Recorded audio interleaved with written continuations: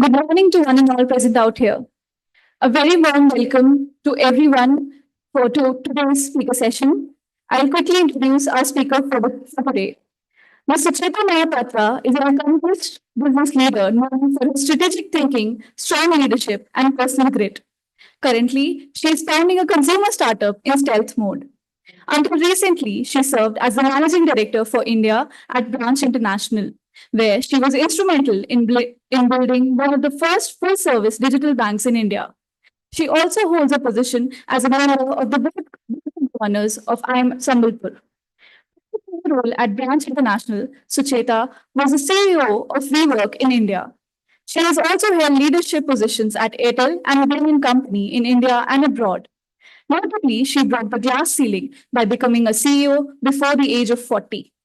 Sucheta Man's career is marked by her ability to set up and scale tech enabled businesses, her strategic vision, and her leadership prowess.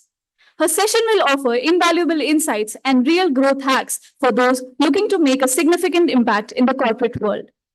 Come and learn from Ms. Sucheta's extensive experience and uncover the strategies that can help you achieve remarkable success in your own career.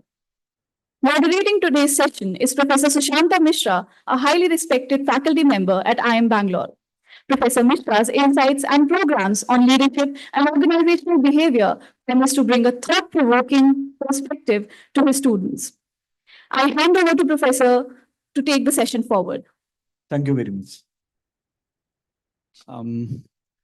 Thanks, Sucheta, for coming and accepting our invitation. Thank you. Pleasure. We'll be interacting about some aspects of your journey, how you progressed in your career, what are the challenges you faced, and what are some takeaways for our participants. That's broadly, I'll ask you some questions. What is there in my mind is around 35 minutes, I'll ask some questions, and then we'll open up this audience. And in case you have any questions, you can jot it down, and maybe around 30 minutes after that, you may ask the questions. All right. Sucheta, I have gone through your journey and how you moved from being an MBA student to a leadership role. What are the challenges you faced in your transitions, and how do you cope with those challenges? And the third part is, what are the learnings from these challenges? In case you may want to share some thoughts on this. Sure. Let me just sort of like draw the arc of the journey a little bit, and I think hopefully it'll become more clear. In the early years, I was a bit nerdy, very fond of academics, and I genuinely enjoyed academics. I genuinely believe in doing the stuff that makes you happy, that energizes you. And in the early years, it was schooling acads. I was the All India topper when I graduated from school in class 10. I was a gold medalist in engineering. And then I must admit that I went to the wrong IIM. I'm a graduate from IIM Ahmedabad, not Bangalore, to be clear.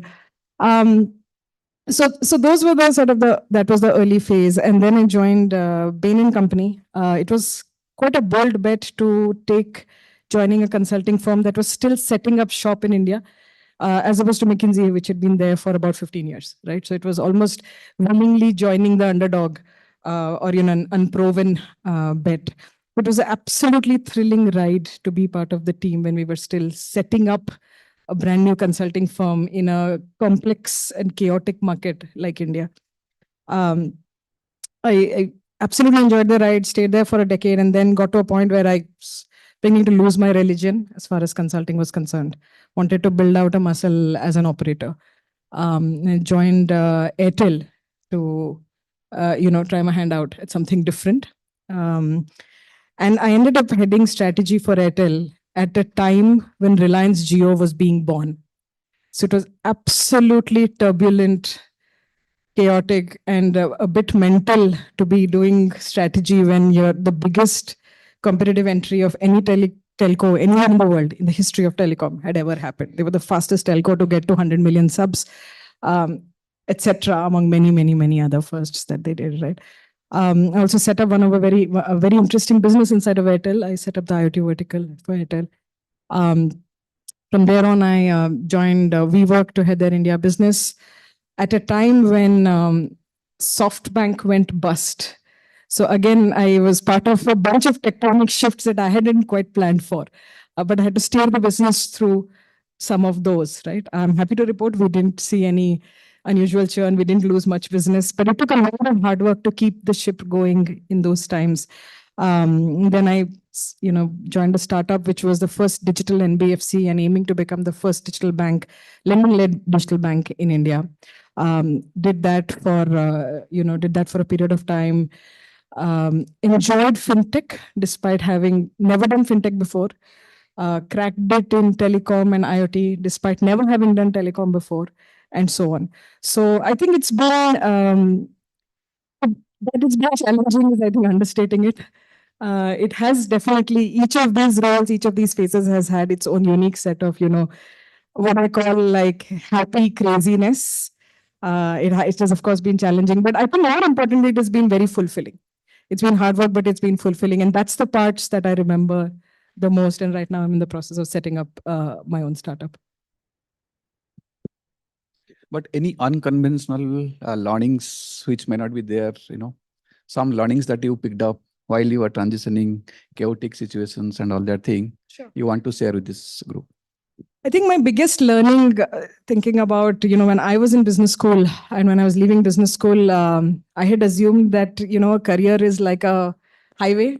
I'd assumed that you would zip forward and, have this brilliant ride. I'd sort of, I was smart enough to know there'll be the odd toll booth or like speed breaker, but, I'd assumed that it's like wide and free and there's room for everyone. I'm, humbled to say that I've learned a career is a lot more like a trek. You know where you're going directionally, like upwards, but that's about it. In most of the time, your career doesn't have much of a trail well defined, right? Barring the early years, right? That's been one of my biggest learning. There isn't a trail. You're pretty much crafting your own trail and finding your way along the direction that you wanted to grow. Right? Many times you're actually like going downwards in order to find your path upwards. You're scrambling from boulder to boulder. It's often inelegant. It's not necessarily the graceful ride that one would have in a highway. But I've also learned that it is therefore just like a trek, far, far more beautiful than what a highway ride could be. It's actually far more exciting, far more fulfilling, really beautiful and scenic in terms of, what a longish career arc could look like. I don't know whether unconventional or not, but my strategies have been quite straightforward. I've chosen always challenging and purposeful work that I knew I would find challenging, work that I knew I would find purposeful. I worked my butt off to be great at it. That's been my, Number two, I think I have always chosen to find inspiring people.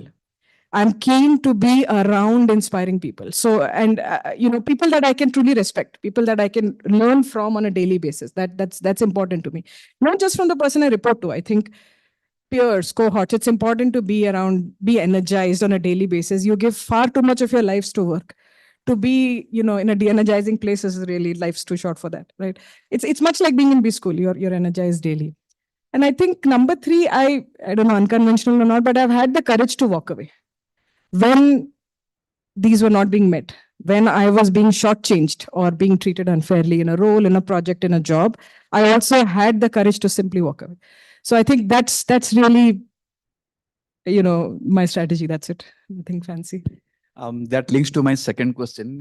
As you have mentioned, there will be some ups and downs in your career. So you might have gone through stress, depression, some sort of which takes a toll on us. Also, you might have a wow moment, happiness and all that thing. How do you balance the stress part? How do you cope with it? And any tips to our participants here? How do you manage those difficult times? Yeah, I think it'll be facetious to say that there haven't been the bad times. It would be plain lying, right? I've been fired, I've been let go, I've been dropped from stuff that I wanted to do. I've also crushed it big time beyond my wildest dreams in jobs, roles, projects, or with people that I wanted to. Right? So you're absolutely right. There have been many highs and many lows. I don't know if I mastered it early enough, but now I feel like I have a little bit more clarity on sort of my toolkit that lets me deal with some of the downs. Um, I worry much less about stuff that is outside my control. I worry much, much more about the stuff that is inside my control, right? So, day to day in our jobs, in our projects, within our teams, there's a lot of stuff that we can do that we can directly influence. But we actually spend 5% of mind share on those. We spend 95% on the stuff that we don't control. What that other function is going to do to us, what that other competitor is going to do to us, why some other product launch is going to mess up my life. We spend so much collective energy in our teams, in our day jobs, on stuff that is frankly beyond our control, right? Um, that's the kind of stuff that with time I have learned to find ways to channelize more and more energy into stuff that we can control personally, at work, within the project, within the team, within the company, and worry less about the stuff we can't. It doesn't mean it's a cop out. It doesn't mean you take it easy. It actually means you get ruthlessly sharp and focused on the stuff that you need to do, right? And then you put masses of energy and intelligence behind those things, right? Chances are then if you're doing that right, you're cracking majority of the other problems anyway, right? And you then learn to not have spare bandwidth to give to the politics, to give to what outside world might do to you, and how some other parts of the world may be perceiving you. That's the stuff that doesn't matter. Nowadays, we heard also a lot about gender issues, gender-related issues. Being a woman, have you encountered some difficulties? And you want to throw some light. How do we go about it, or how do you handle those challenges? Yeah. Yeah. When someone says, is it hard being a CEO? I tell them, try doing it in heels. It's way, way, way harder if you had to do it as a woman. And this is not sexist. This is just the honest truth, right? And to the women out here, if you, I know you're in college, but if you believe that the world will, somehow magically correct and you will be in some sort of a sanitized level playing field type of corporate world when you graduate, I'm afraid it's not going to self-correct in 2 years. That's the unfortunate reality, right? So you have to brace yourselves to the women out. You have to brace yourselves for some degree of misogyny, some degree of sexism. It's not an absolutely perfect world out there, right? I'd rather you brace now than discover this the harsh way a few months from now, a year from now, that sort of thing, right? It is genuinely, there are genuinely parts of being a woman leader that are different from being, a leader, right? I'd love to be known just as a leader, not as a woman leader. But that's not how the world perceives me. They look at me and they think of me as a woman leader, so might as well make peace with that perception, right? It's very hard. I mean, for a man, you're being, you're being very firm about your ideas. You'll be called aggressive, ambitious, all of that. For a woman, you'll simply be called a bitch, right? That's how it is.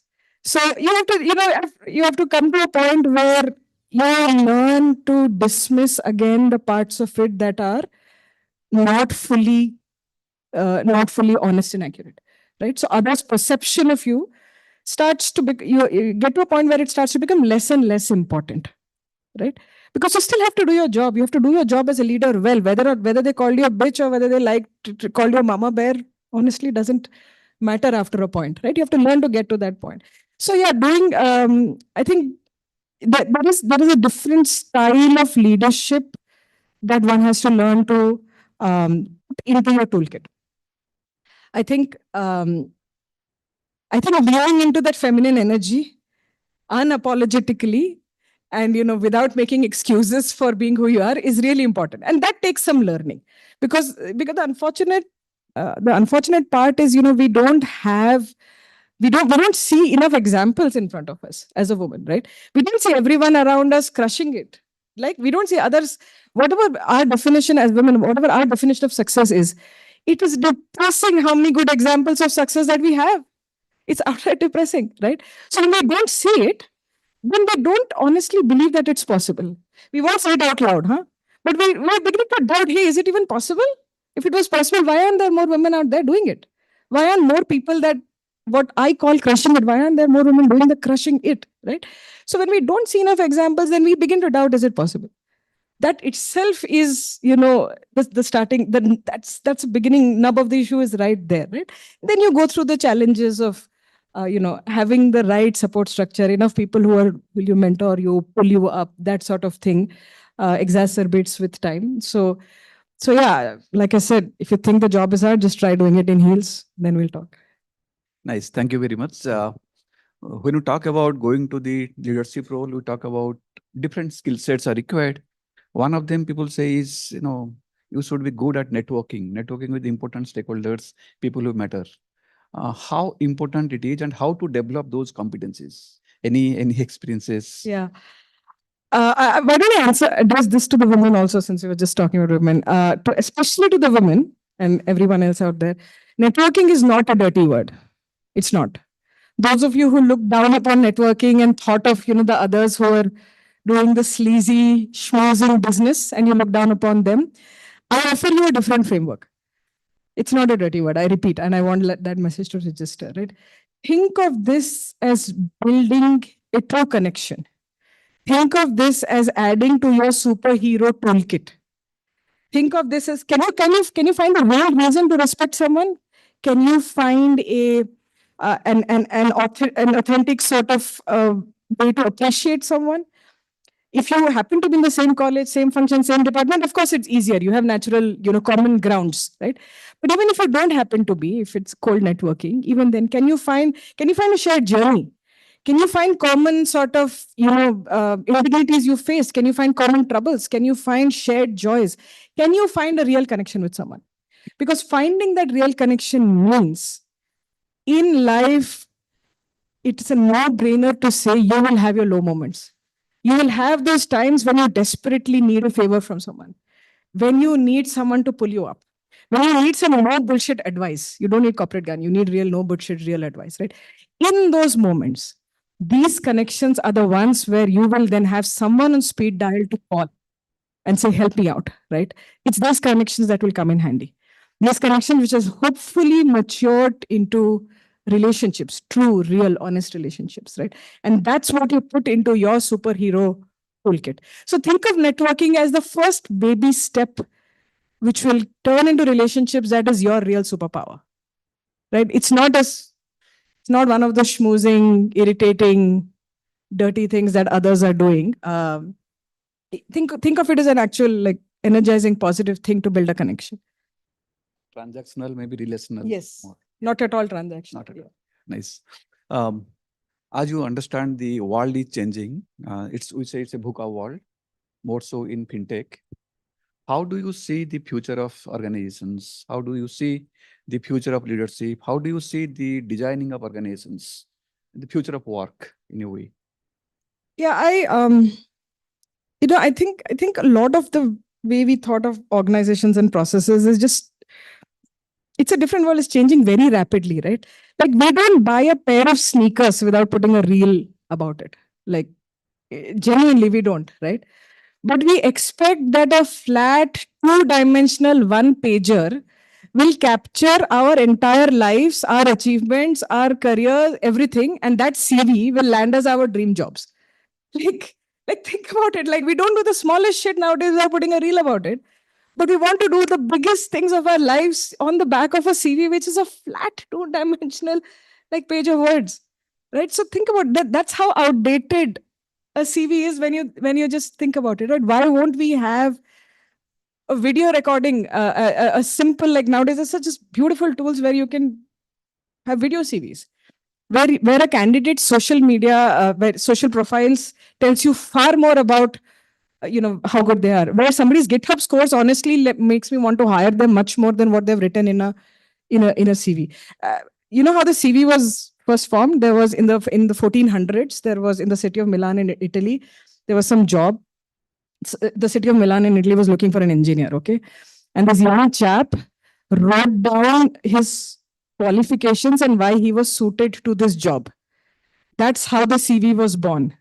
That young fellow was Leonardo da Vinci. This is how the CV was born. That's how bloody outdated it is. Right? So I do think, Professor, that far many things will be done differently, right? Like, if we have not used AI to do our day jobs, we are already outdated. I hope that the questions Manas framed for this chat came out of chat GPT. I sincerely hope, right? Like we should be embracing technology, not just personally, but genuinely as organizations. If we are not embracing technology to take away repetitive jobs, to take away, boring or some tough parts of org processes and or our personal sort of productivity tools, then I think we are missing the point. I do think that the orgs will org and well processes around organizations will evolve very, very rapidly in this world. How do you see the structural changes, the relevance of structural changes, the cultural changes in this changing scenario? I'm hoping, and I think this is a question for you, Professor, not for me. As someone who studies organization, I'm hoping that we genuinely, and in many companies, you can see some of those changes. I'm hoping we genuinely move towards flatter structures. I'm hoping we definitely move towards much quicker decision taking, right? Um, and herein lies the problem, right? Like we live in a world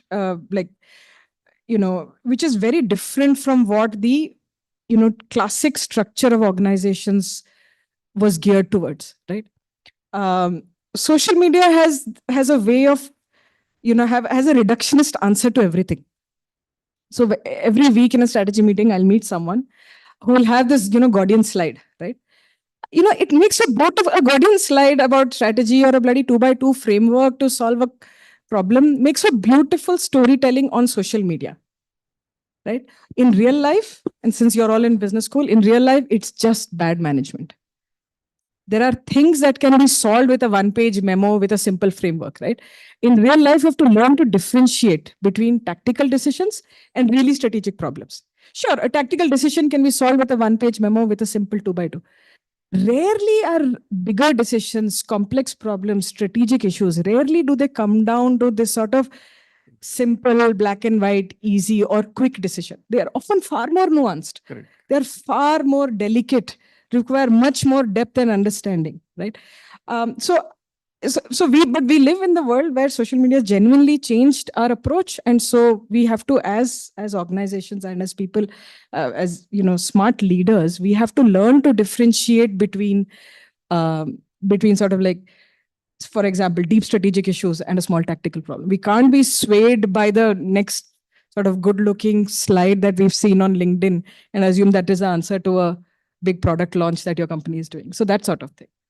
Thank you. One aspect, what you said is about my career, developing my career, being more impactful, focusing on something which I can control, not worry about which is not in my control. How about taking care of my people? How important it is to develop them, mentor them, coach them, how crucial it is going to be in these emerging scenarios. I think it's the single most important thing that we can do as leaders. Without doubt, it's the single most important thing that we can do.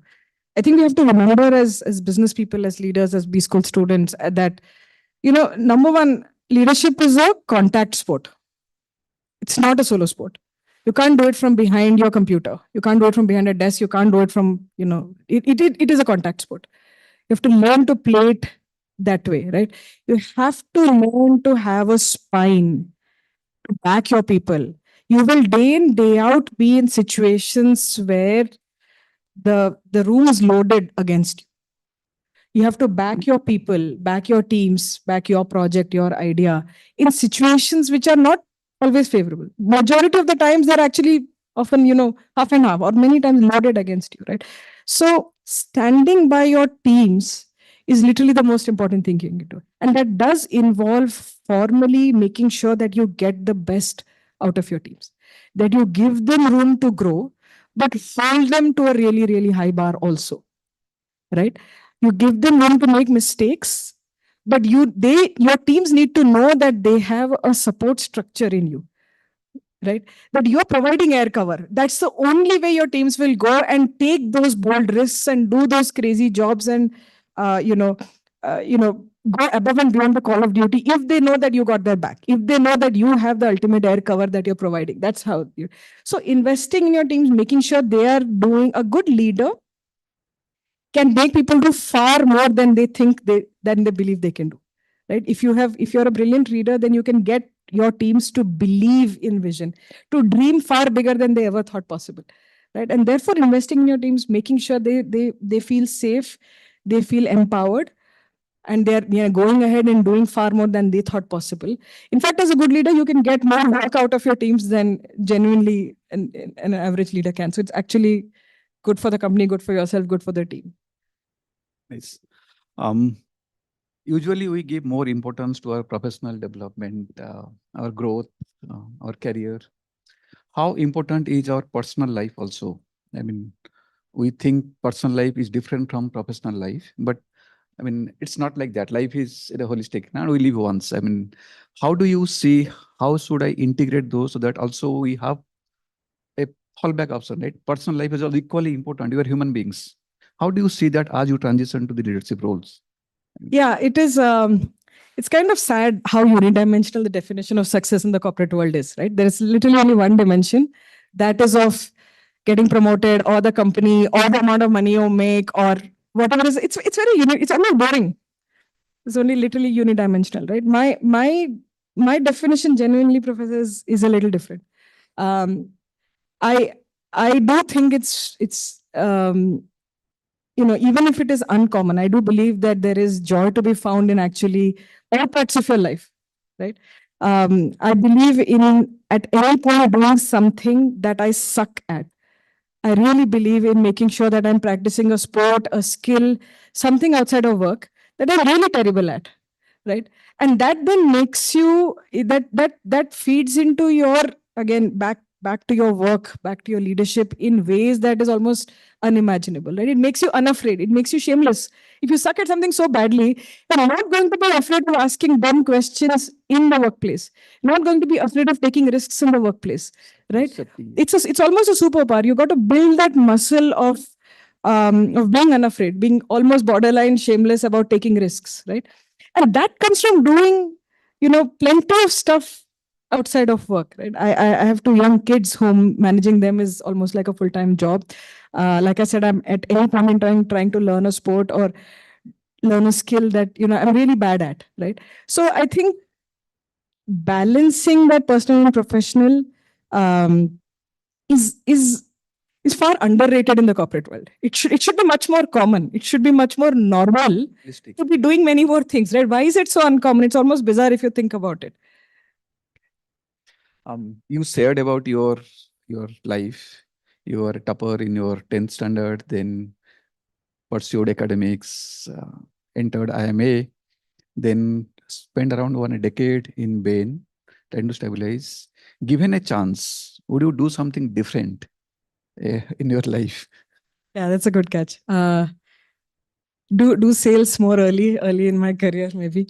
No, but I think it's a good question. Yeah, of course, I would recommend doing sales earlier in your career. But I think, Professor, the honest answer is I think I would have loved to find ways to count my success in my own count my unique successes. Uh, Ideally, I could have done it better. I could have done it faster. I think I didn't know how to, exactly like you mentioned before. There's only unidimensional measure of success. There's only, you get into certain sort of set paths, typically in the corporate world, and I didn't know how to, how to sort of map my uniqueness until too late. I think that's my big learning, right? The world only gives out 3 medals, right? That's it, right? But there is, in my mind, if a person crawled over the finish line in a marathon, he's successful in his own way, right? And that needs to count somewhere, right? I had to learn to count my victories, even if the world didn't have a ready-made scorecard for it. I had to learn that, right? I think that's something that I would have loved to learn faster, do differently, do better. I beat a fatal illness, for example, right?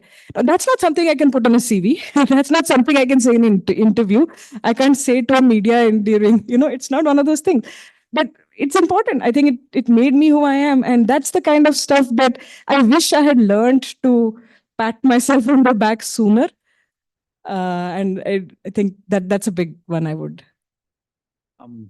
This is based on my observation. I interact with people across domains. Somehow I feel people have forgotten to smile. How important is happiness? I want your inputs about your professional development. Personal development, we understand. I need to be happy, health, well-being. But in my professional field, how important is being in the happiness mode? Oh, I think it's very, very important. I don't know why we think of uh, productivity as if we were in the 18th century and we were all like, factory workers. We still think of productivity like that. Can I squeeze out 8 hours of work? No. Can I squeeze out 12 hours? No. Can I do 16 hours of, and how many sheets of output can I take out? Like we're still thinking of productivity like we were in 18th century and industrial workers, right? It's genuinely not that. And that's unfortunate. That's how corporations think, startups think. We want to put in like 2 more hours and not take a weekend off and get a little bit more work done. That's how we think of productivity. I think, but if you operate from a place of joy, if you believe that you are, fulfilled, if you're energized by the project you're doing, then time melts away. Then energy, then you're not worried about burnout and stress. You're actually thriving. Well, really, happiness is so important. We need to learn to thrive at work. We are barely surviving. So I think we have to flip the paradigm completely. How do I do more joyous work? How do I be more energized? Because that's the only way to then lead teams. Teams that see your energy perform way better than teams that see you as a manager, you know. And so to me, I think it's supremely important to be thriving, not just surviving in your career. So yeah, I mean, maybe even more than the personal front, it's important. Thank you very much, Sucheta. Now I open up this classroom in case anyone having any questions.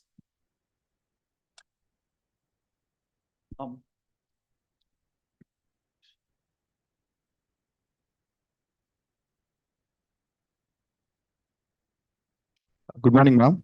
So first of all, let's give a big round of applause for ma'am for achieving what she has done at the age of 40 being a woman.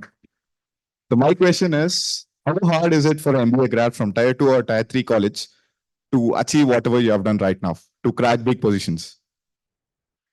I think the importance of what I would call traditional pedigree, right, which would have been like a top tier college and all, has actually, I mean, I understand the irony of saying it in an IIM Bangalore classroom. So apologies to all the B folks here. But has actually genuinely decreased, right? Like I said, I would trust a GitHub rating to hire an engineer much more than what his college CG, the pedigree or what, in 20 years ago when we were hiring, we had only the name of the college and the CGPA and, barely a few projects at best to bank on to select a candidate. Today, we got far more information, right? Like I said, like there are effectively, I mean, a candidate effectively has an Amazon review about himself via his social media, via his work, via his ability to do like, work outside of whatever the pure pedigree that he's associated with. So I personally do think that the importance of pedigree has gone down. I don't mean to sort of dismiss the importance of a good education. I think that's supremely important. But sort of like that used to be so binary, so high beta, what sort of college you graduated from. And that is reduced right now, right? So you can well be on your path to whatever you find as fulfilling and successful from an average college or without even a formal college degree now, much more than you ever could. So I think it's a very, very positive change. Ma'am, I had a question. Yeah. Hi, good morning. I just wanted to ask you if you could talk about your startup and how the transition has been from the corporate world. Yeah, I entered the startup world when I joined Branch. We were the first digital NBFC in India, the first to get a license from RBI to be a digital, like we said, we will not have branches, right? And do lending and become a bank and all of that stuff. Yes, it takes some unlearning to go from the corporate world to the startup world.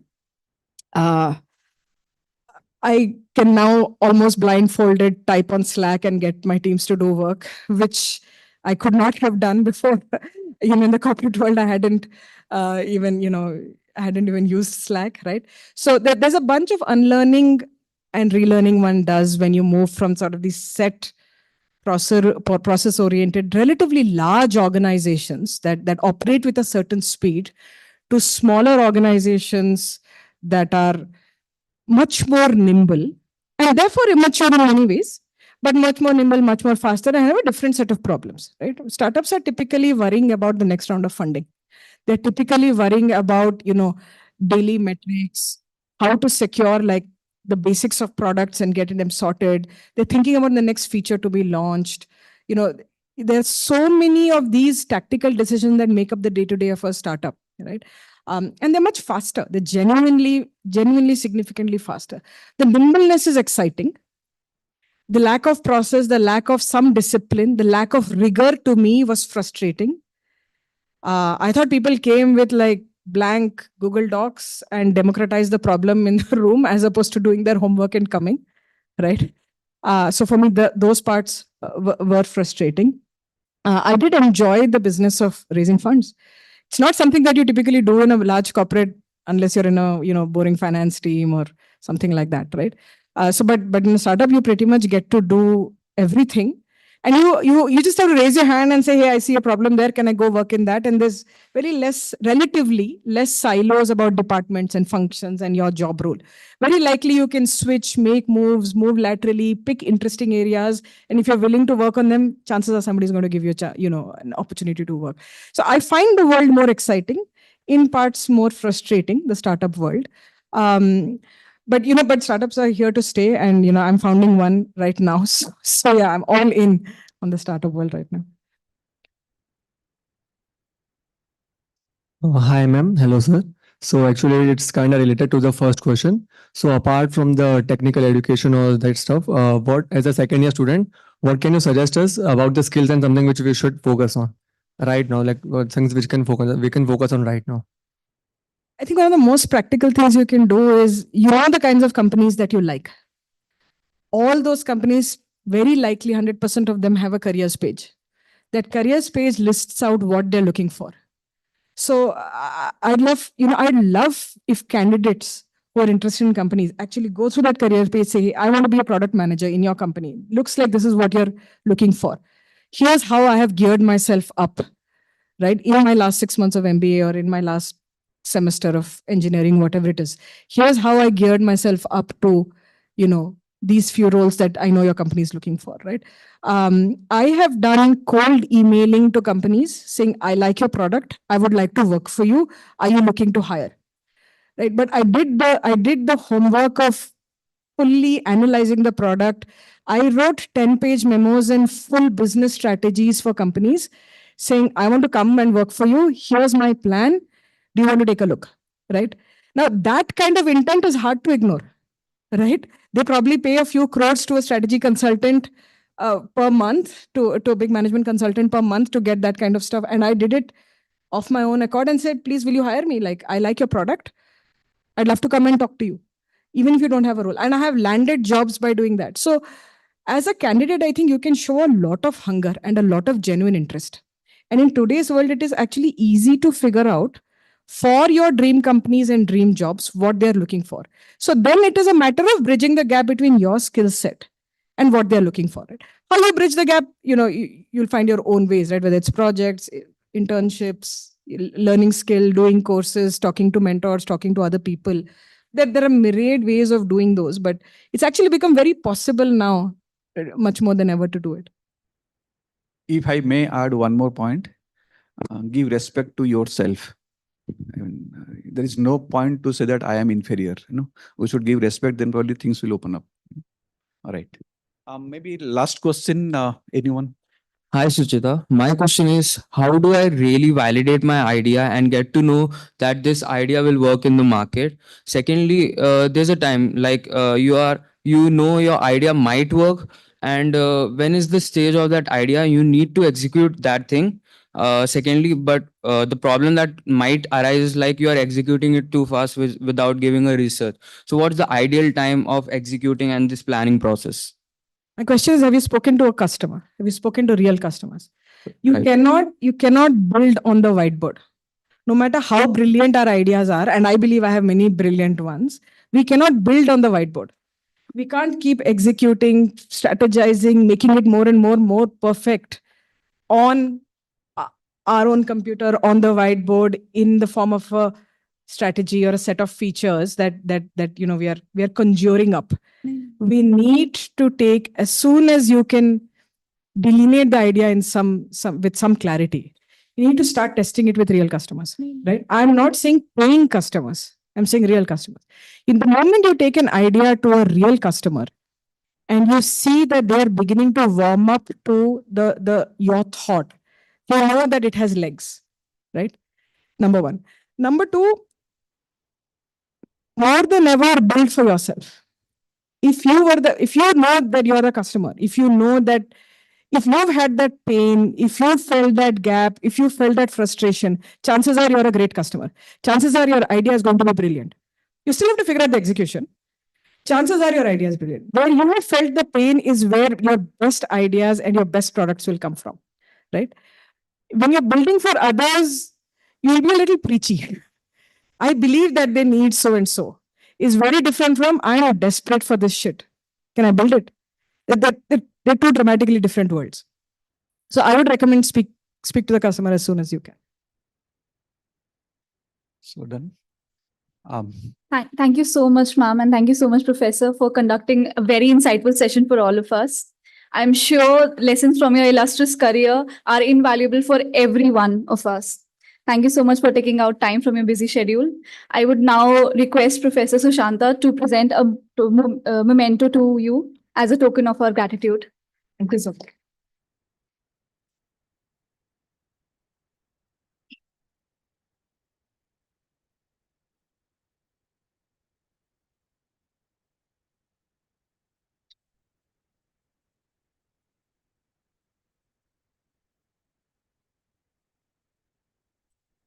I now request Mr. Rishabh Sandaria to please present a token of our gratitude to Professor Sushanta.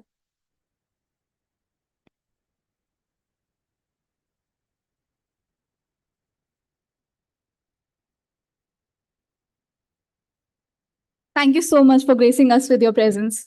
Thank you very much for the nice audience and good questions. Thank you.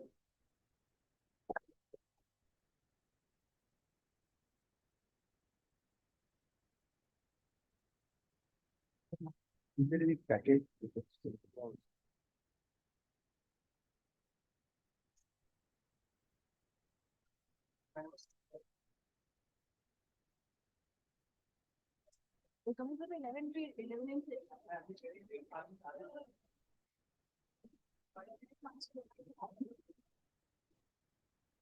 Young Leaders Summit candidates, your business simulation timing has been postponed because we received multiple requests from you guys to attend the session by Mr. Prabjeet Singh. We'll be starting with the session within the next 2 minutes. Please be seated. Please attend the session and then you can proceed to your business simulation session.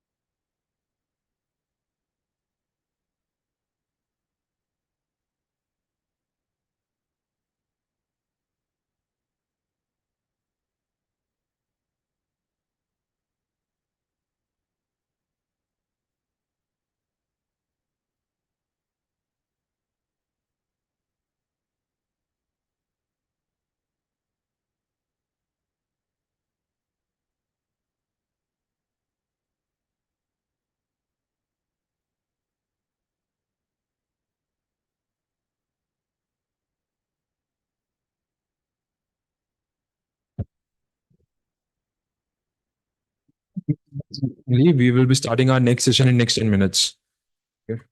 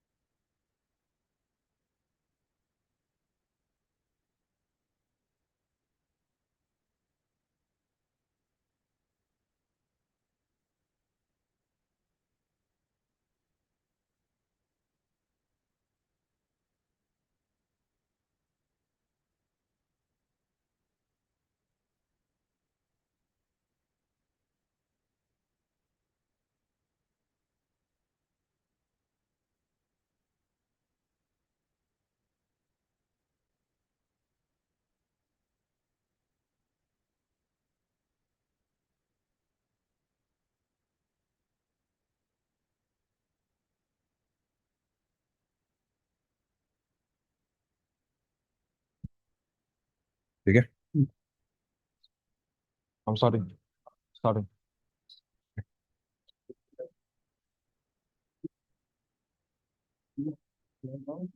वो आपस में बात कर रहे हैं, क्या हो गया?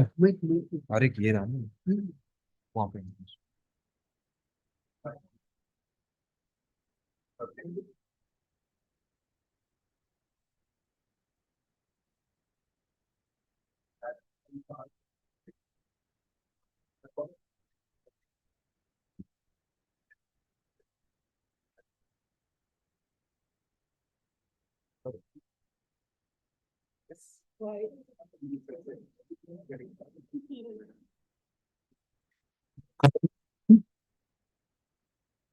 Welcome to Vista once again. So, as we continue with our speaker series, the next speaker is heading one of the most popular mobility apps that we use in our day-to-day lives, Uber. So, please join me in welcoming Mr. Prabjeet Singh.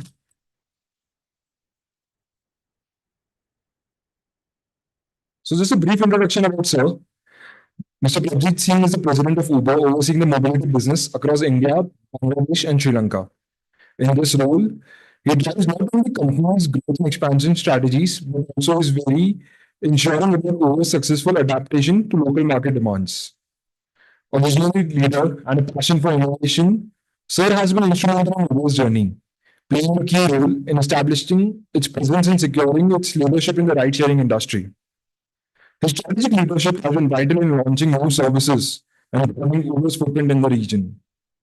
An accomplished alumnus of IIT Kharagpur and IIM Ahmedabad, Sir has been recently honored with Young Women Achievers Award by IIM Ahmedabad for his significant contributions to corporate leadership. Joining Uber in August 2015, he had a distinguished career in McKinsey and Company as an associate partner, where he honed the skills necessary to lead the dynamic field of urban mobility and innovation. Moderating today's session is Professor Harita Saranga, a highly respected faculty member of IIM Bangalore. Professor Saranga is considered in operations management, supply chain, and sustainability.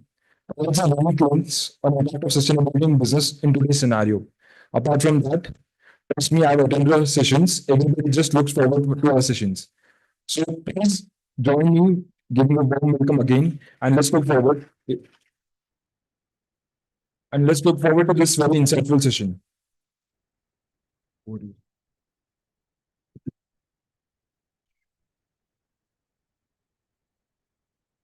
Good morning, everyone.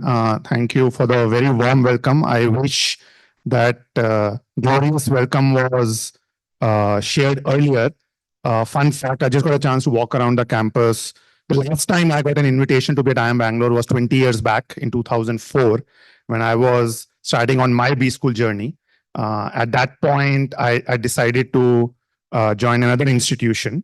I'm told, which is a distant cousin of this campus, and increasingly there is a big debate on which is a better campus.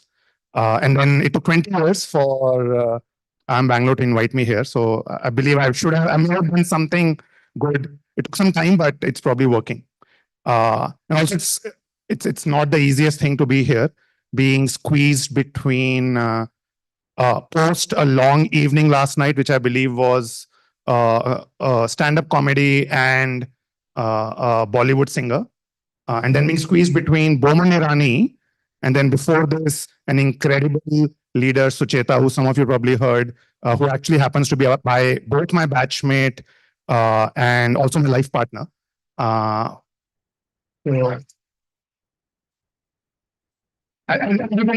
Just given how amazing she is, it's hard to kind of have a follow-on conversation. So I leave the tough job to Professor Harita to cover. But just some quick opening comments on why I do what I do and kind of why I'm excited to be here. Obviously, hopefully Uber needs no introduction. I'm happy to take all consumer complaints at the end of the session. I must start with that disclaimer. Unfortunately, that's a reality of any social conversation for me. I need to carry a grievance box with me, which you can then contribute to for all the refunds and cancellation issues, which some of you may have.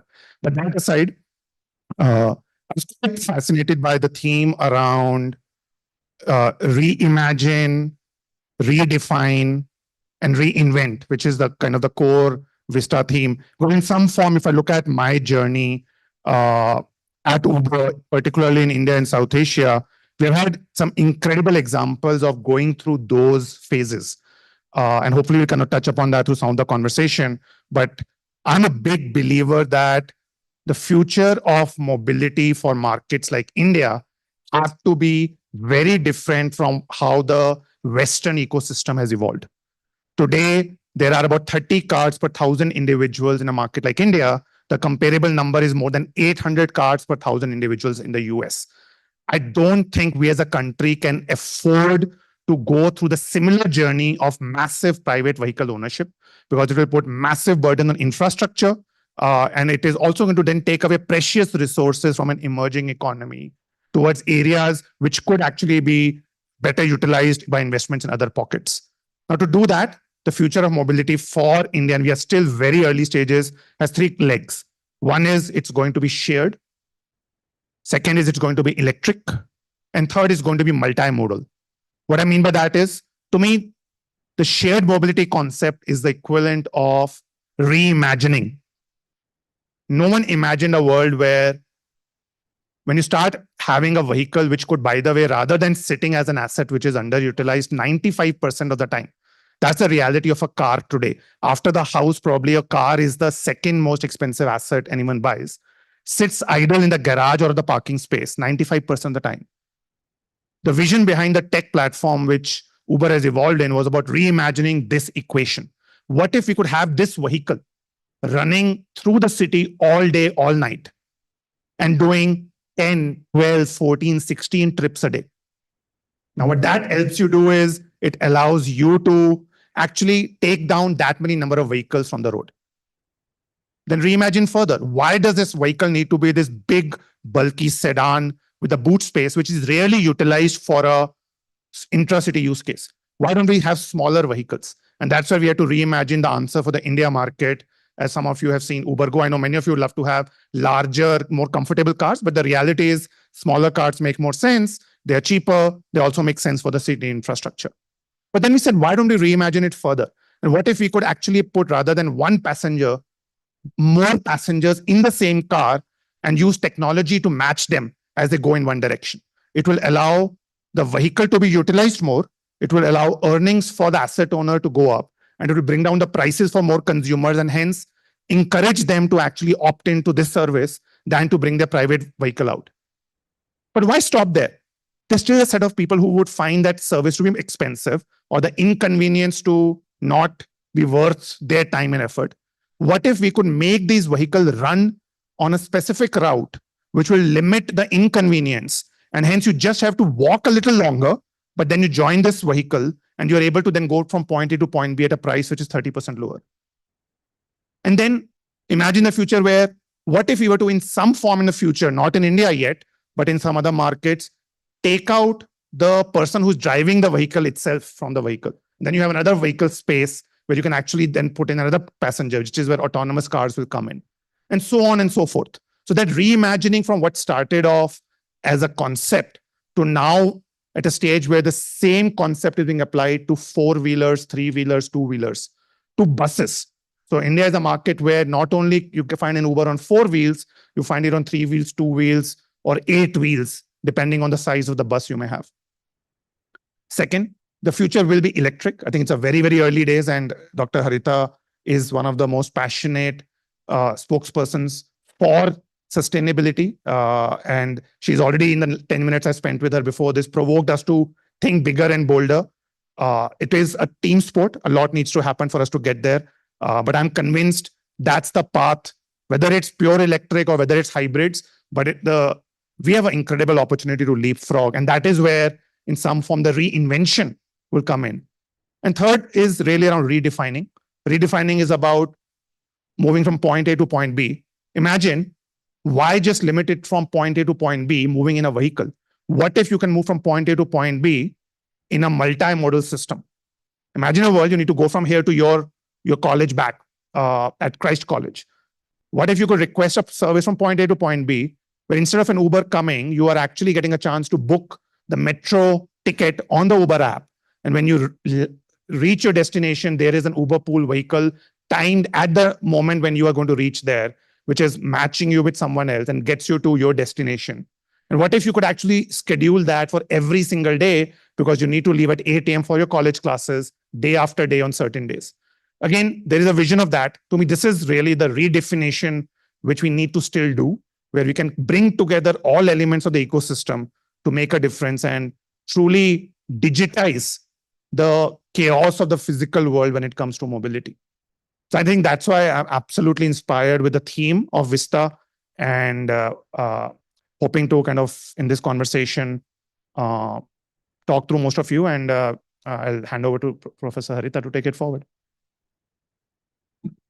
Thank you so much for that starting remarks. I think you pretty much covered the landscape of what we were planning to ask you, but I will anyway go ahead and ask you some questions that our students had put together. They wanted to understand from you your perspective.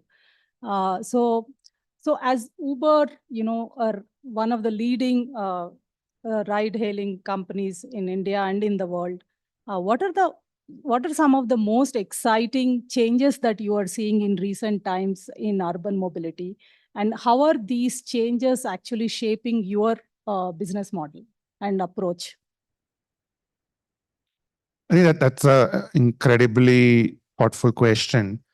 I think I'm fascinated by two or three themes which are playing out in the urban mobility ecosystem, particularly in India. I think number one is just the infrastructure creation. The pace at which infrastructure is being developed in both urban and semi-urban pockets, whether it be highways, whether it be metro systems, whether it be designing cities de novo to be more transit and walking friendly, is a clear theme and concept. You could see that in the budget announcement. You could see that in the smart cities mission. You can see that intent loud and clear. I think that will fundamentally transform the economic growth engine for the country. And what that does is it then allows players like us, who are the quasi fit between the physical infrastructure and the digital ecosystem, to then come up with innovation. The second theme, which is just incredibly fascinating, is the acceptance of shared mobility as the way the next generation of consumers want to experience mobility. There is increasingly a very large segment of population, particularly folks like you, who are entering workforce, to say, do I really need to own my first asset? There are multiple different models which are emerging, which is actually going to make it easier for you to not have to own a vehicle. Obviously, we need to make sure that the service quality from ride-hailing players is at a level which can give you the assurance of having that service available 24/7, whenever you want, wherever you want. But that trend is real. And that trend is incredibly empowering.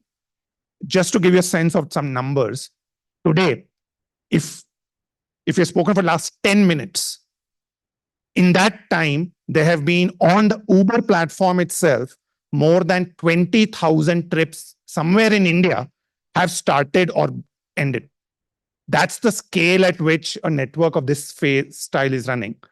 And this is, by the way, still less than 1% of all the kilometers which are being traveled in a city, which means there is just so much more headroom as youngsters like you enter the market, as people question the need for a second vehicle in their household, as some of the older population says, look, I don't want to depend on my kids to take me around anymore, or my personal driver. I can actually use the power of an app.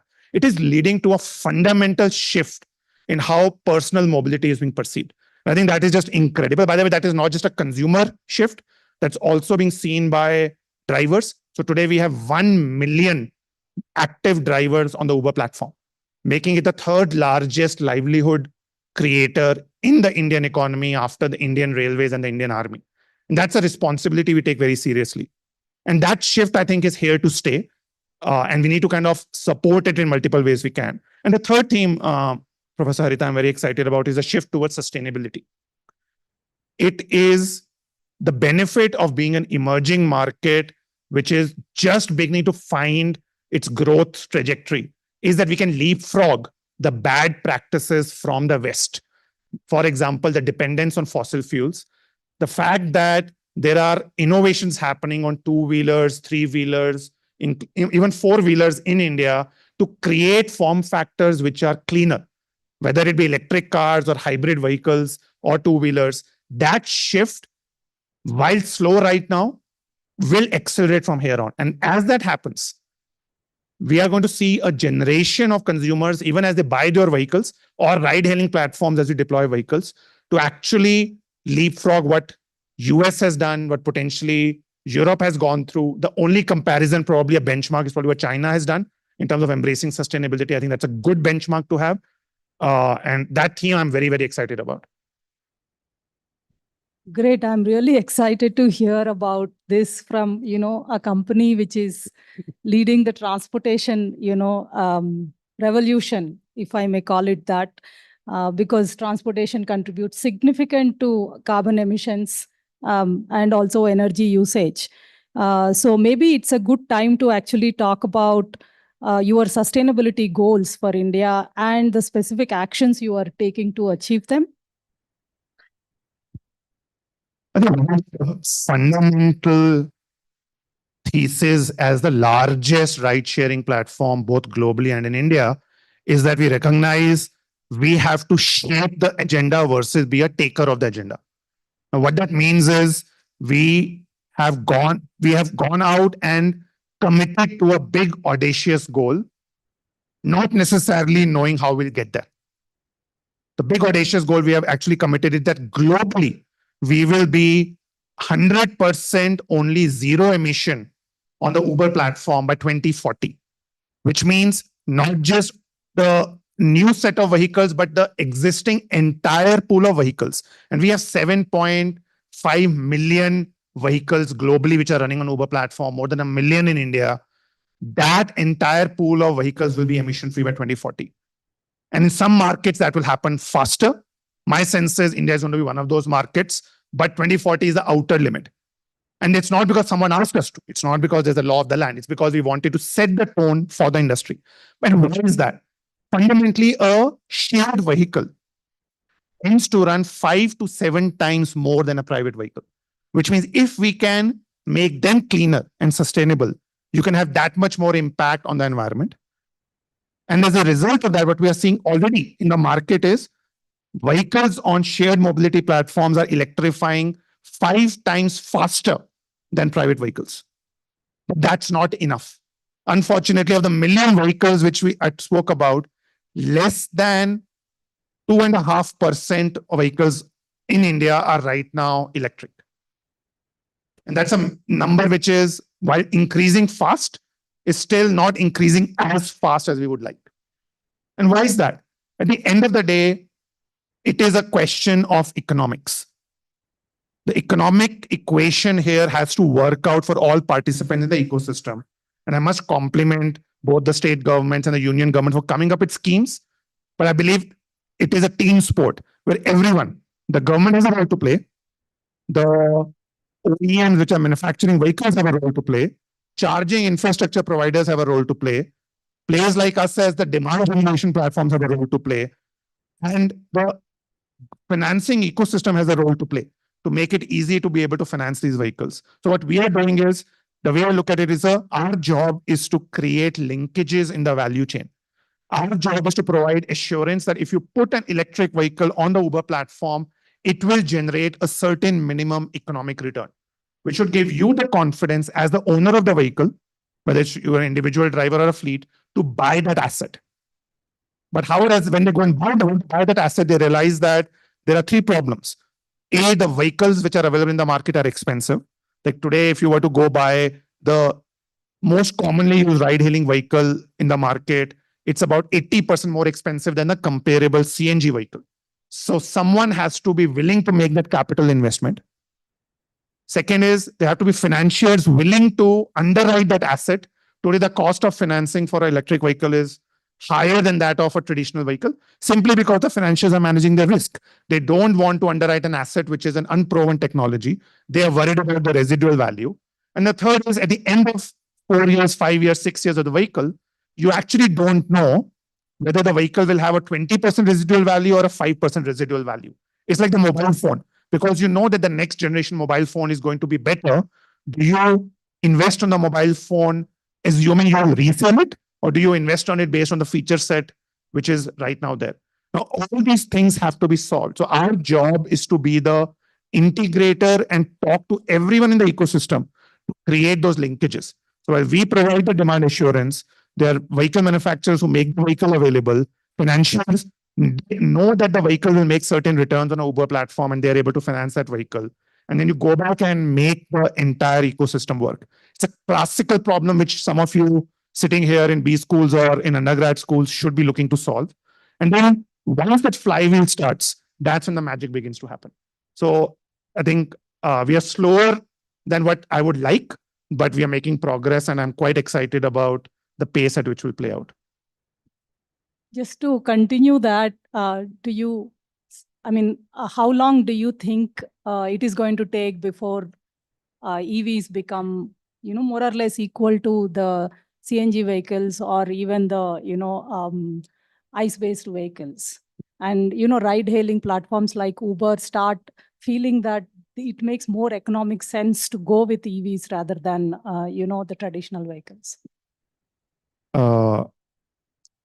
The person know me, Professor Harita, say that one thing I always shy away from is crystal ball gazing on how that will play out. But I'm a data back person. My data tells me that we are at an inflection point about 9 to 12 months from now, where about 70% of the ride-hailing market in India will reach a stage, assuming the trends continue as we are anticipating, where a same vehicle on the ride-hailing platform will reach a point of indifference, where putting in an electric vehicle on the platform will be economically equally rewarding for a vehicle owner than putting an alternative comparable fuel. The path for the 9 to 12 months, it will happen faster in certain cities which are historically more dependent on fossil fuels. In fact, the city which we sit in right now is a prime example of that, which is still very much dependent on diesel fuel than CNG, which is more common in, say, Delhi or Mumbai. So I think markets like these will get there. Having said that, there are a few risks which we need to watch out for.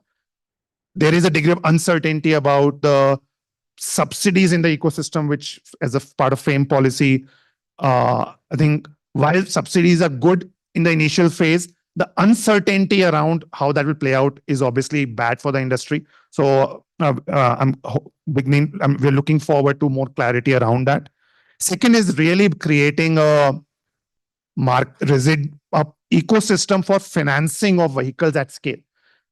My sense is back of the envelope, just to meet the ambition of ride-hailing platforms to electrify, anywhere from $6 to $10 billion of capital needs to be brought into the ecosystem through equity and debt over the next 8 years for the transition to happen. I think there's a great window for green finance to be unlocked. What needs to happen again between global institutions like World Bank, IMF, who are very committed, the Indian policy ecosystem and platforms like us and asset owners to make that happen. But I'm incredibly optimistic that we are in the right direction. And next 9, 12, 18 months, you'll begin to see tipping point happen. Oh, that's a great news. I mean, I was thinking you were going to give me years, but it's really nice to see months. Yeah, thank you so much. So how have the expectations and needs of urban commuters in India shifted recently, and how is Uber responding to these demands, new demands? I think one thing for sure, which I think goes for every consumer category, is that the consumer expectations keep evolving and accelerating. And in a market like India, with an incredibly young demographic, demanding demographic, the expectations are always ahead of what our ability to deliver is right now. So I think that's a good problem to have. I think there are 3 themes which we are seeing on expectation. I think one is there is a deeper appreciation for the power of technology in creating differentiation in the consumer experience. What I mean by that is we are seeing post-COVID, particularly in incredible appreciation for the consumers are beginning to differentiate to say, here is the platform which tends to be more safer because they have made the investments on background checks, technology, trip tracking, etc., far more than the same vehicle being available either on other platforms or offline. And what it begins to then do is it gives a great degree of comfort to players like us to make those investments, which are often invisible, but in the background.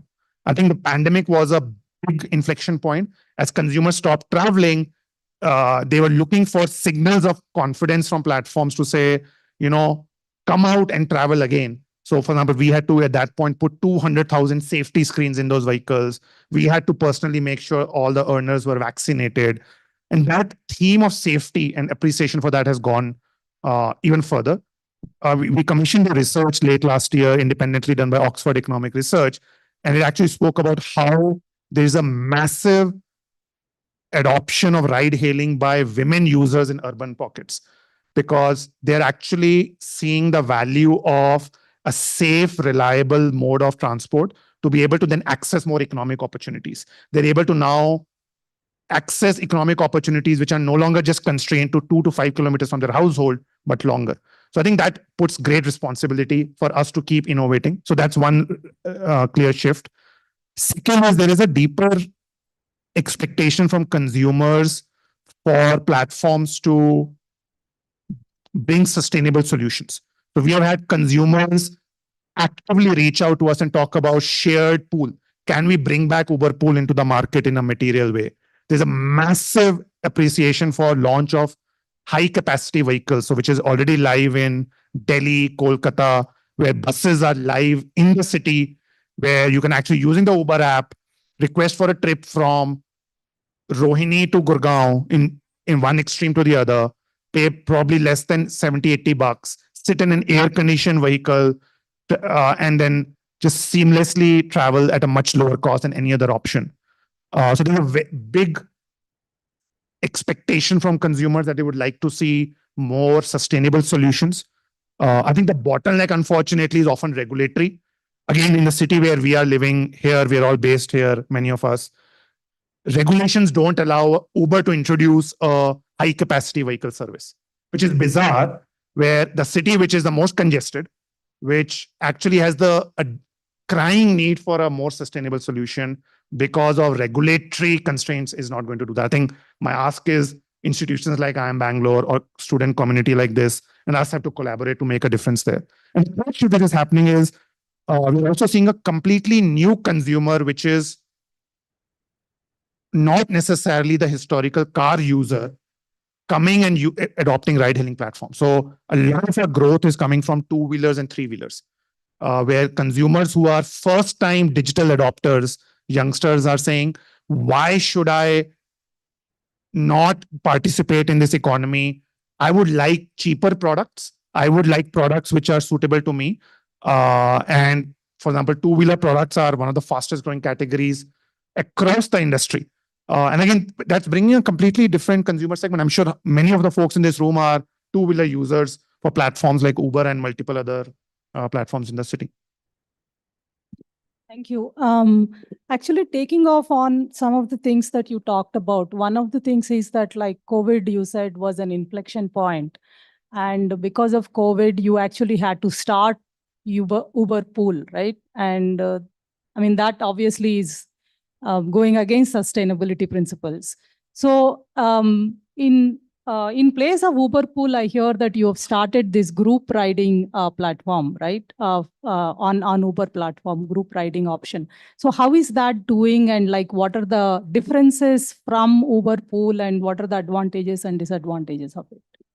I think our commitment, Professor Harita, to shared trips is absolute. We had to discontinue the Uber Pool service because of the pandemic. But we have now brought back versions of those services in different avatars and will continue to innovate. One is what we are doing with high capacity vehicle. To me, that is a even more evolved version of what a pool service could do. Pool service would put 3 people in the same car. High capacity vehicle or a bus puts 18, 24, 40 people in the same vehicle, which goes where the routes get optimized every few days. These are not fixed routes. The routes get optimized based on demand density, based on what the patterns within the city are. Second is we are also encouraging consumers to do group rides, as you said, where you move from, if you are traveling in a certain direction with a known person, could you actually request the trip to be matched and you pick up passengers on the way? And I'm not ruling out at this stage bringing back a version of Uber Pool in some avatar altogether, just given I believe the cities need it. Today, when I drove from Whitefield to the campus, on another day, I could imagine I could be sharing that trip with 3 other people for sure. And those should be dynamically matched. So versions of that could be brought back to the market very, very soon. So our commitment to sharing is absolute. I don't expect that. I expect that the number of vehicles on the platform should grow slower than the number of trips we do. And the only way that will happen is if you're able to do more trips per vehicle by using sharing as a mechanism. And technology is allowing us to do that now. Great. So we look forward to seeing Uber Pool again. I used to really like that option a lot. The other point that you made about regulatory hurdles, one of the things is that high capacity vehicles, you're finding it difficult to introduce because of regulations. What are the other regulatory hurdles that you face right now? And like, are there some changes that can help you improve the performance, both from a social as well as environmental point of view? I think before I talk about hurdles, I think it's important to acknowledge how far we have come. Way back in 2013, when we started our operations, by the way, Bangalore was our first city and we just completed 10 years. Fun fact, though he might remember it, Bowman Irani, who's going to come in shortly, was a rider zero in Bangalore in 2013. It would be embarrassing if he declines that because I've just made that, but that's a different story altogether. But coming back to the fundamental question around how do we kind of see the regulatory ecosystem evolve from 2013 to now, shared mobility, which is a concept, has now been embraced across the board, whether it be the union government, whether it be state government. There's a wide acknowledgement that shared mobility is a concept as an industry which is good for mobility, for the industry, for the country. And hence you're seeing multiple favorable kind of ecosystems emerge. The fact that today we have 1 million active livelihood through the platform is also being recognized as a incredibly positive contribution. So I think huge compliments to policymakers for being forward looking. I think that 2 or 3 themes which I believe are still need to be solved. Theme number 1, which I think is important, is the core concept of shared mobility. The way it operates in India is still different from how it operates in some of the other developed markets. For those of you who have used an Uber outside the country, will likely in most cases have experienced a private vehicle come up and pick you up. Now, which is private ride hailing. In India, because of the regulations, only commercially licensed vehicles are allowed. Now, what that does is, it literally means that to deploy a vehicle on the Uber platform, you need to actually purchase a vehicle, which is a commercial vehicle, and put on the platform. So it only partly meets the thesis of a pure shared economy. And more importantly for India, typically it's a poor man, and it tends to be a male in the Indian context. A poor man has to buy a rich man's asset before he can earn a livelihood. Versus if we could enable private ride hailing, which is called peer-to-peer ride hailing, suddenly the bottleneck of access to vehicle goes away. Some of you, while the vehicle is sitting idle, could be handed off to other individual drivers who would go around the city, pick up consumers. They will earn a living. Your asset will be utilized. More vehicles on the road, which will give, by the way, pricing will be lower for everyone. And you get a pure shared economy going. So I'm optimistic. I don't know when that will happen, but I'm hoping there are states and cities which are willing to kind of embrace it. There are cities already like Guwahati, which are beginning to have conversations around it. But I'm hoping that in the innovation capital where we sit, some of that becomes a reality. The second regulatory unlock will be on what we do on the sustainability agenda. We spoke about the tipping point that is contingent on us being able to unlock financing, contingent on us being able to unlock a second-hand marketplace for those vehicles. If you give a subsidy, which is a limited pool, we are not like at the end of the day, as an emerging market, you cannot deploy crazy subsidies for electrification. But if you end up giving those subsidies to private vehicle users, people like you and I who may buy an electric car for a personal use versus deploy the same dollar on a commercial vehicle, because that there's a big difference. There's a dollar will go much longer on a commercial vehicle than on a private vehicle. And that's bizarre. For the longest time, the subsidies which have been given are end consumer subsidies for people like you and I. So then that needs to change. And the third theme on kind of regulatory kind of thesis is really around what is not very visible to many of you. The back end is the backbone of ride-hailing platforms or any gig platforms are the earners, people who are striving day in and day out in the traffic, this independent of the weather, and they often do not have a safety net. They are one bad incident away from losing access to that livelihood. And it is incredibly important that we create a version of the safety net. The safety net for them is not about making them employees of platforms, because then that will take away the flexibility which matters, that will lead to increase in prices for consumers. But it's about protecting that flexibility and providing a safety net. For those of you who are policy observers, the Indian government has actually come up with the most path-breaking legislation called Code on Social Security. You should go and Google it up, which actually legitimizes gig work. It puts a burden on platforms like us and other gig platforms to contribute a percentage of our total revenue into a common centralized fund with the government, which will then provide the safety net for the drivers. So that independent of whichever platform they're driving, they're provided an extra cover, which is then shared by everyone in the ecosystem. That was passed by both houses of parliament 2 years back, but it has still not yet been implemented. So I think from incredible policy innovation to now policy implementation is my kind of big regulatory push. Again, as youngsters, and many of you who will be sitting in positions of influence, you guys can influence this thinking. And I can imagine by the time, maybe 10 years later, some of you are sitting in my shoes, these can be real. Peer-to-peer ride hailing, a safety net for all earners, and potentially you will have a situation where you will have the multimodal trips, etc., which you spoke about becoming a reality across the board.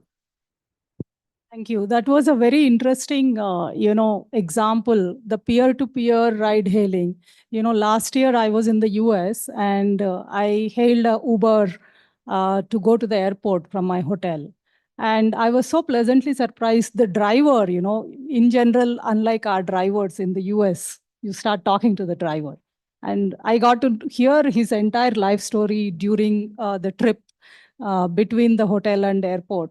And it so happens that he was an aircraft maintenance engineer, and he was actually doing Uber trips in his spare time to actually train to be an aircraft pilot. So I think something like that you never hear in India, someone who is driving you to the airport, for a private, fare. So it was very interesting. I just remembered that when you talked about how it's not allowed in India. I think it's high time we actually do that, because it opens up a lot of revenue earning options for people. Plus, the car's utilization increases significantly, which contributes to sustainability. Again, I keep saying these are the options where you have both social and environmental, goals being met together in one stroke. Absolutely. I'm assuming that as an endorsement that I Am Bangalore is going to help endorse and advocate for this. Sure. We are always trying to figure out what are the problems that industries are facing, and we are always trying to, engage with the policymakers to make them understand what are the challenges.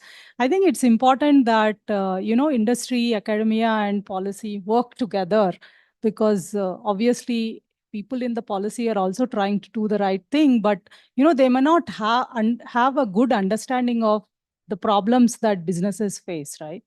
So that was good. One last question before we open it up to the audience, I guess.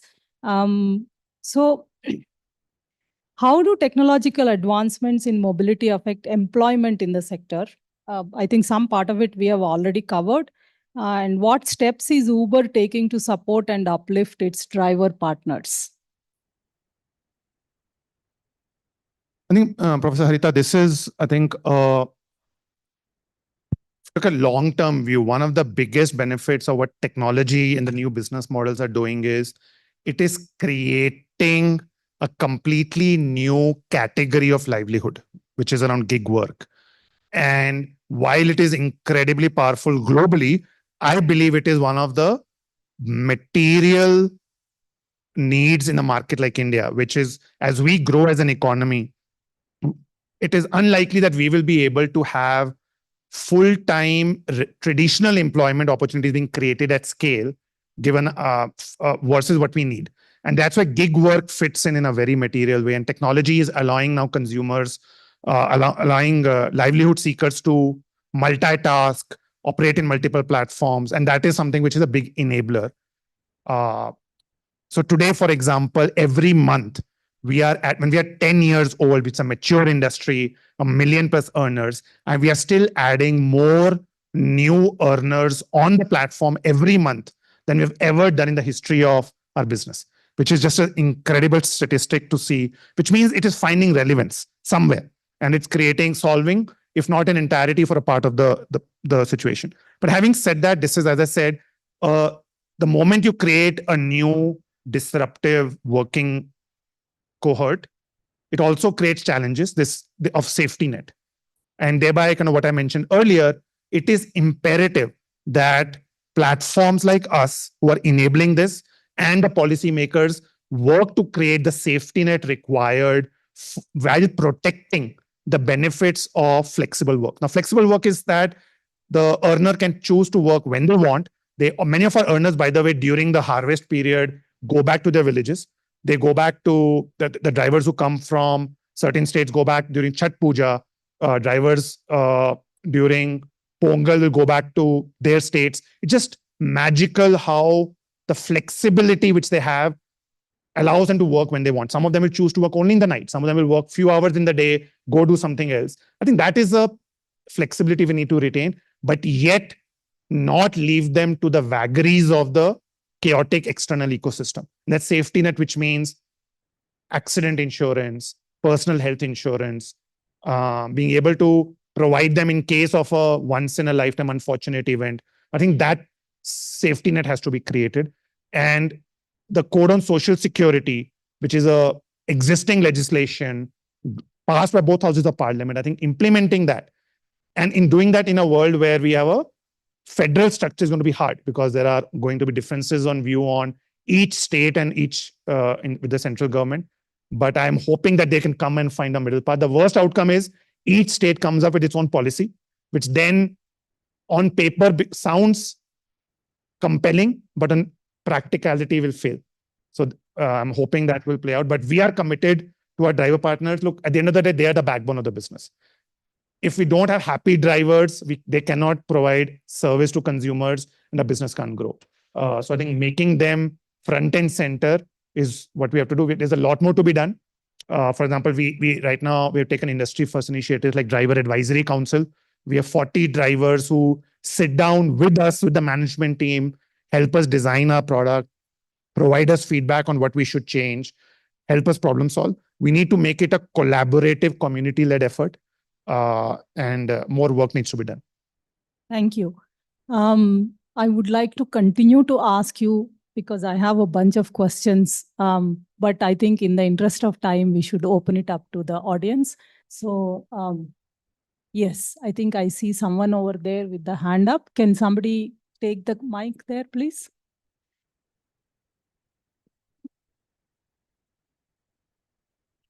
Hi, sir.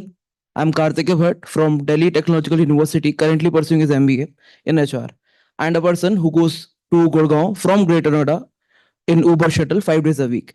So when you're traveling with 24 people, you get to listen a lot, you get to see a lot. So my question exactly is, does Uber have any plans to enter the two-wheeler or four-wheeler market like Ola and BlueSmart, and parallelly working on revolutionizing the EV charging infrastructure? Because we see that a lot of policies are coming in place, and even EY Parthenon is working towards revolutionizing the EV infrastructure for exactly like Blue Smart and other facilities which are basically under the malls. So any plans for that? I think firstly, thanks for being an Uber shuttle user. You're among the early adopters. Uh, Look, as I said, sustainability is the absolute, as the largest ride sharing player, we need to lead the way. Our approach and thesis on how we will electrify is really around creating a string of partnerships and where each partner does what they do best. We are incredibly good at using technology to drive utilization of assets, and we will continue to focus on that. We don't own assets because we believe that there are people who are very good at managing an asset on a day-to-day basis. We don't, and we have no intention of manufacturing assets, but that requires a very different competence and skill set. But what we do is to meet our green ambition, we partner with different infrastructure providers. So, for example, we right now have Uber Green live in 4 cities: Delhi, Bangalore, Mumbai, and Kolkata. Earlier days, finding the vehicle is hard because the number of vehicles is still not as dense. But the way we do it is we bring in the consumer demand. An asset owner, which is a fleet partner, buys those vehicles, who's very good at running asset. We partner with charging infra providers like GeoBP or GMR Green, and whose public infrastructure and private infrastructure we use. And then we partner with OEMs like Tata Motors or Gogoro, etc., for 2-wheelers to make those vehicles available. Our job is to stitch these together versus trying to do everything ourselves. So I have huge respect for the players you mentioned who are trying to do manufacturing or owning of assets, etc. But our business model and choice is very clear. We believe that will allow us to scale faster and have a much more far-reaching impact on the ecosystem. But again, still very early days. We are committed to that journey, and you will see us. This way we have launched green products on 4-wheelers. We'll bring that for 3-wheelers and 2-wheelers also. In fact, there are already 3-wheeler electric autos in many cities, particularly tier 2 cities, which are growing fast. And then in markets like Delhi, we are beginning to onboard 2-wheeler electric bikes also at scale. But lot more to be done. Thank you, sir. Thank you so much. Someone over there. Yes. Namaste, sir. And welcome to Bangalore, first of all. Sir, recently in Bangalore, we saw that all the auto drivers went on a strike for a day, that people are booking and traveling in Ola, Uber and all cabs, and they are not traveling in autos. Even in online also, they are not booking autos for travel. What's your opinion on that, sir? So I will not comment on the specific incident of the strike, but I can tell you that I think 2 or 3 things. One is the fact that 3-wheelers is one of the fastest growing products. In fact, we do more trips on 3-wheelers on Uber platform than we do on cars, is a signal that consumers and drivers are finding that valuable. Consumers are finding it valuable because they don't need to haggle. The vehicle turns up at the doorstep, and that you're paying either digitally or you have the comfort of safety tracking, as the case may be. And the fact that it is the largest product shows that there are many drivers who are finding that value. There will be pockets of drivers who will resist that because that forces them to then comply with some of the publicly mandated fares, etc. And they may not necessarily be excited about growth of ride-hailing platforms, but I'm pretty confident that over a period of time, the ecosystem and the consumer choice will lead to outcomes which will make sense. I think zooming out, what is important is that we continue to, as an ecosystem, embrace innovation. I think 10 years back, when Uber would have entered the market, there would have been a conversation around Uber is competing with autos. But today we believe that there is a natural place for us to have 3-wheelers, 2-wheelers, and cars on the platform. And the same technology, the same safety infrastructure is going to be very, very relevant for all forms of transport, etc.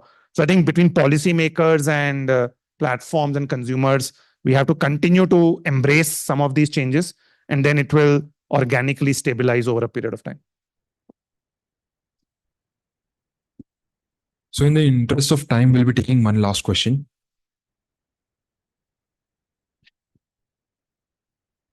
Yeah, hello, sir. Thanks for your insights. My name is Samrit, and I'm a PhD student here at Information Systems.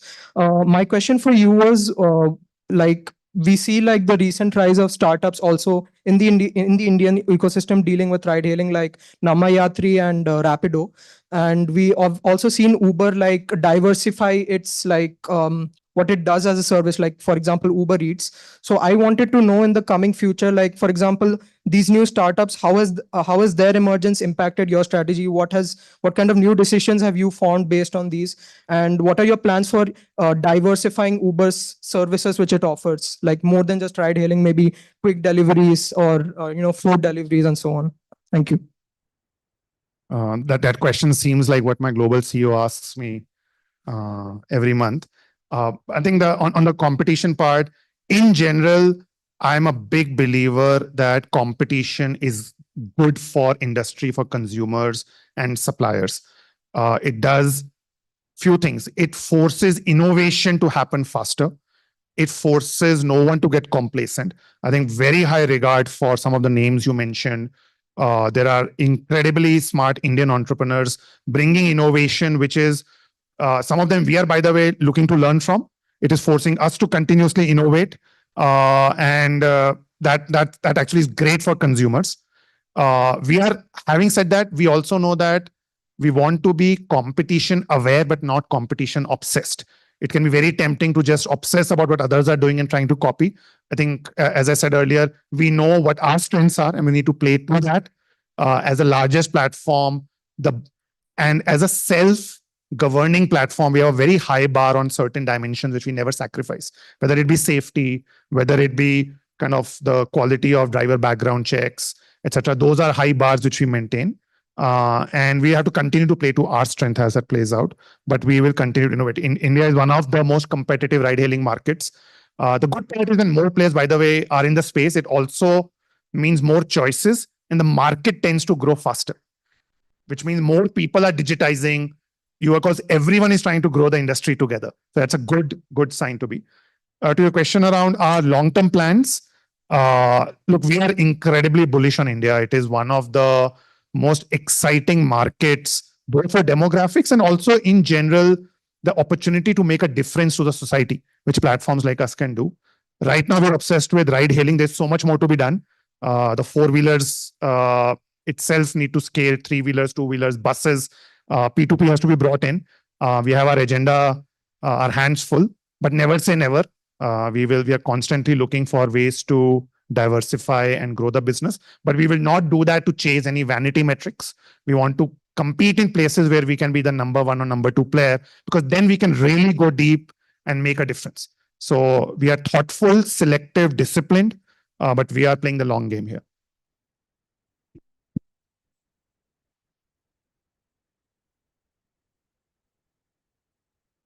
Thank you so much, sir, for such an insightful session. I'm pretty sure everyone is now excited to see how the mobility industry pans out in India. Now, I would request Harita ma'am to felicitate sir with a small token of appreciation from our side.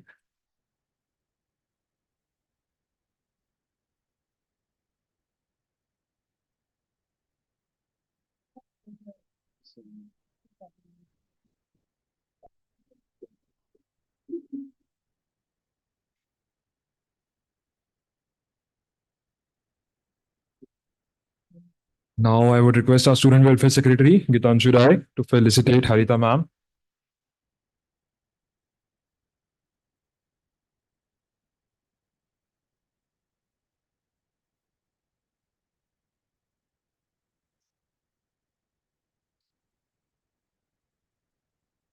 Thank you so much, sir, for gracing Vista with your presence. It was truly an insightful session.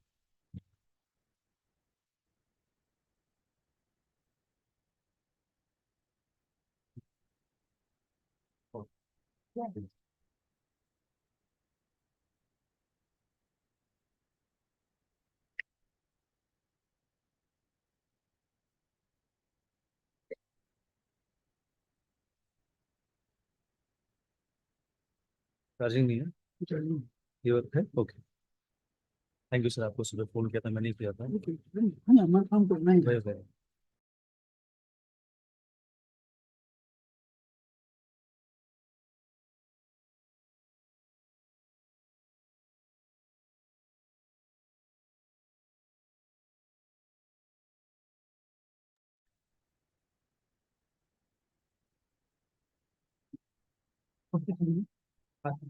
Bike पे चलिए।